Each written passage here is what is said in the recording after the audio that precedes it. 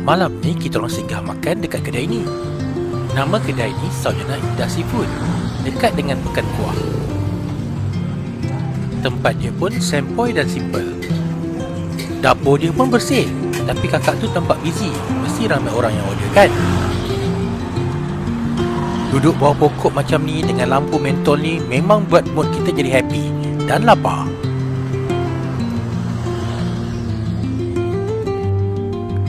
Total harga makanan yang korang nampak atas meja ni, termasuk dengan air untuk 3 orang, semuanya RM62. Suasana santai dan relax kat situ, free. Okay, depan kita orang ni ada ikan satap 3 rasa.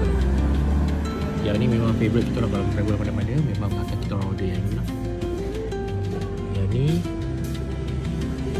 ikan mak belakang, nasi, ni cara ikan masin.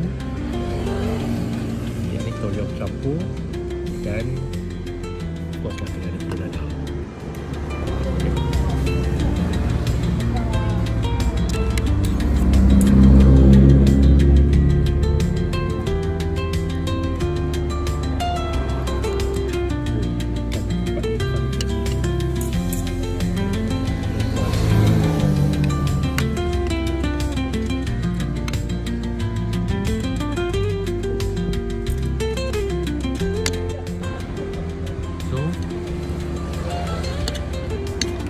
Sikit ikan 3 rasa tu dengan cara ikan masin.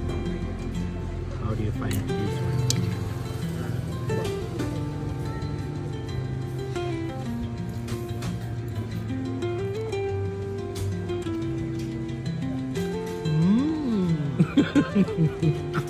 Sedap.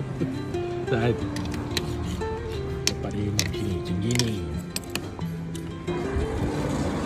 Okay, kali ni kita review tom yum tau. Tom yum ni macam best. Macam best. Ini toy campur. Hari ni kalau toy campur, tengok isi dia macam ni, nampak menarik. So kita ambil sikit rasa. Sebentar macam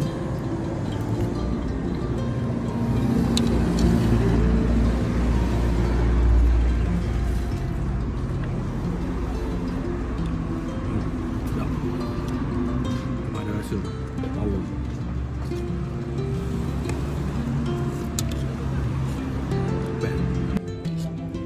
Dan aku penuh kalau ikan ni. Kita orang suka sangat kedai sempoi, makan pun sedap. Kita orang bagi 4.5/5.